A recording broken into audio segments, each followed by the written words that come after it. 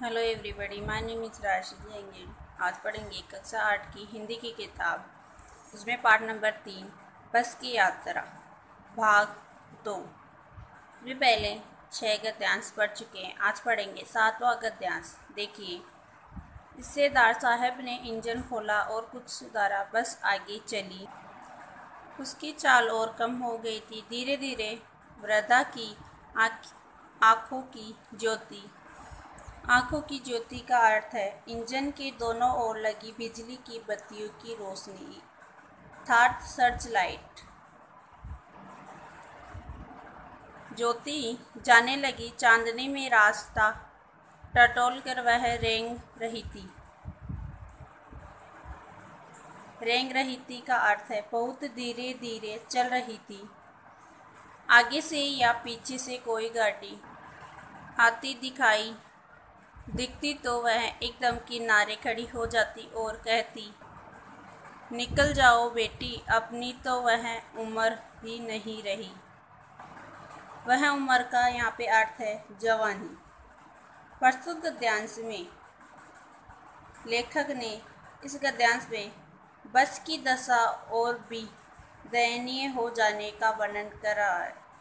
जब बस के ड्राइवर द्वारा काफ़ी प्रयत्न किए जाने पर भी बस नहीं चली तो हिस्सेदार ने इंजन को खोला और उसमें कुछ ठीक किया। बस चलने लगी, लेकिन उसकी चाल बहुत कम हो गई। धीरे धीरे बस की बत्तियां भी मंद होने लगी। अब बस ऐसी लग रही थी मानो वह धुंधली चांदनी में रास्ता टटोलती हुई चल रही हो। जब आगे या पीछे से कोई गाड़ी आती हुई दिखाई देती तो ड्राइवर तुरंत उसे एक किनारे से खड़ी कर देता था। उस वक्त ऐसा लगता था मानो वह बूढ़ी बस उन नई गाड़ियों से कह रही हो कि वे पहले निकल जाए, क्योंकि अब वह पहले की तरह जवान नहीं रह गई थी। देखिए आगे का गद्यांश। एक पुलिया के ऊपर पहुंचे ही थे। लेखक कहता है कि हम एक पुलिया के ऊपर ही पहुंचे थे कि एक टायर फिस करके बैठ गया। वह बहुत जोर से हिलकर थम गई। अगर स्पीड में होती तो उछलकर नाले में गिर जाती। लेखक कहता है कि बस एक पुलिया के ऊपर पहुंची ही थी। पुलिया का अर्थ है छोटा सा पुल, स्पीड का अर्थ है रफ्तार। पुलिया पर पहुंची थी कि एक टायर क्या है, फट गया। टायर फट गया बस का। वह बहुत जोर से हिलकर थम गई। अगर स्पीड में होती तो बस उछलकर नाले में गिर जाती। मैंने उस कंपनी के हिस्सेदार की तरफ पहली बार श्रद्धा भाव से देखा, यानी व्यंग्यपूर्ण रूप से देखा। लेकर कहते हैं वह टायरों की हालात जानते हैं, फिर भी जान हथेली पर लेकर इसी बस से सफ़र कर रहे हैं। उत्सर्ग की ऐसी भावना दुर्लभ है। उत्सर्ग का अर्थ है त्याग, दुर्लभ का अर्थ है अत्यंत कठिनाई से प्राप्त होने वाला। सोचा इस आदमी के साहस और बलिदान भावना का सही उपयोग नहीं हो रहा है। इसे तो किसी क्रांतिकारी आंदोलन का नेता होना चाहिए। लेखक कहता है हिस्सेदार को व्यंग्यपूर्ण रूप से कि वह टायरों की हालात को जानता है, फिर भी अपनी जान हथेली पर रहकर वह यात्रा कर रहा है। फिर सोचा है कि इस आदमी की साहस और बलिदान भावना का सही उपयोग नहीं हो रहा है। तब लेखक हिस्सेदार के बारे में कहता है कि इसे तो किसी क्रांतिकारी आंदोलन का नेता होना चाहिए। अगर बस नाले में गिर पड़ती और हम सब मर जाते तो देवता बाहें पसारे उसका इंतजार करते, कहते वह महान आदमी आ रहा है जिसने एक टायर के लिए प्राण दे दिए, मर गया पर टायर नहीं बदला।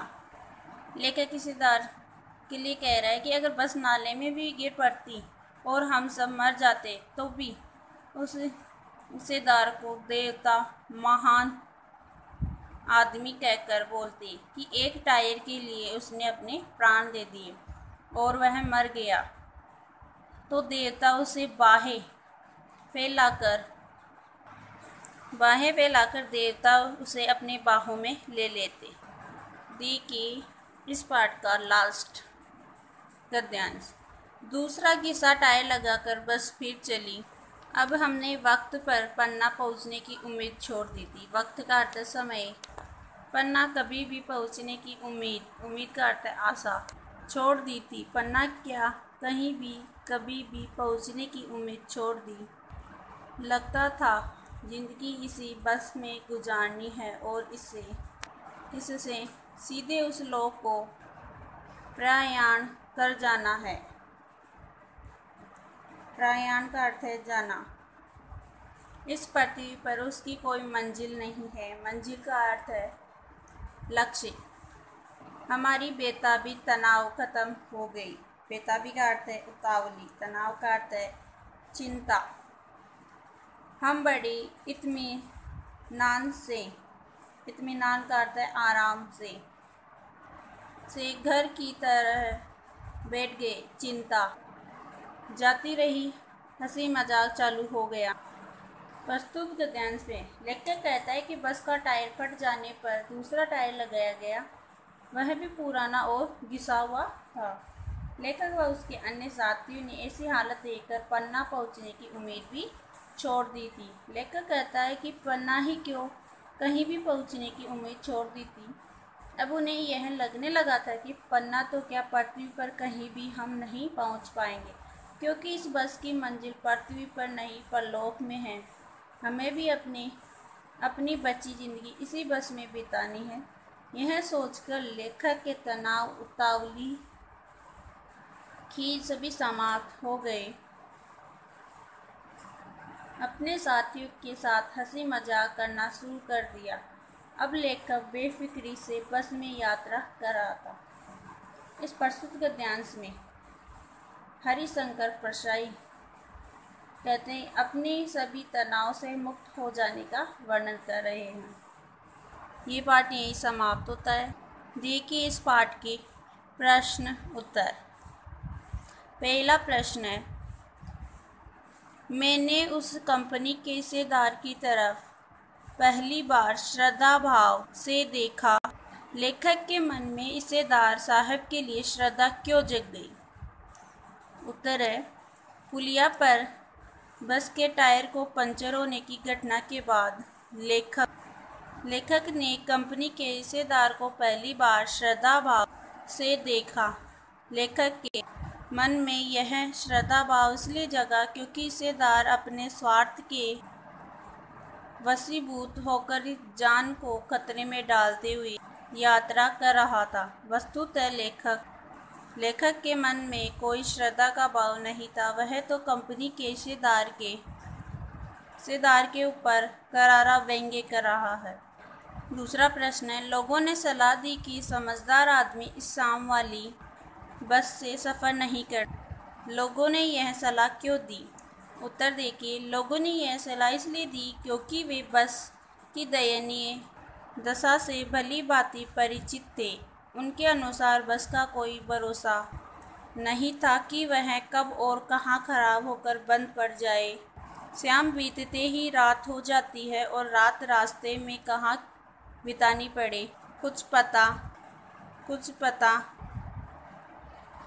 नहीं रहता और इसके खराब होने पर ठीक होने की संभावना भी न के ही बराबर है। लोगों के अनुसार यह बस डाकिन की तरह थी। डाकिन का अर्थ है कि बस कहीं भी कभी भी खराब हो सकती थी। तीसरा प्रश्न है, ऐसा जैसे सारी बस ही इंजन है और हम इंजन के भीतर बैठे हैं। लेखक को ऐसा क्यों लगा?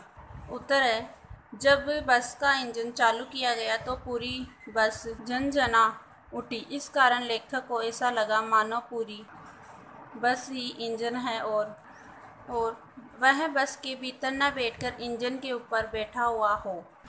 चौथा प्रश्न है, गजब हो गया, ऐसी बस अपने आप चलती है। लेखक को यह सुनकर हैरानी क्यों हुई? उत्तर है, लेखक को यह सुनकर हैरानी इसलिए हुई क्योंकि देखने में तो बस अत्यंत पुरानी टूटी फूटी सी लग रही थी। उसे लग रहा था कि उस बस को चलाने के लिए धक्का लगाना पड़ता होगा, किंतु जब बस कंपनी के हिस्सेदार ने कहा कि यह बस अपने आप चलेगी,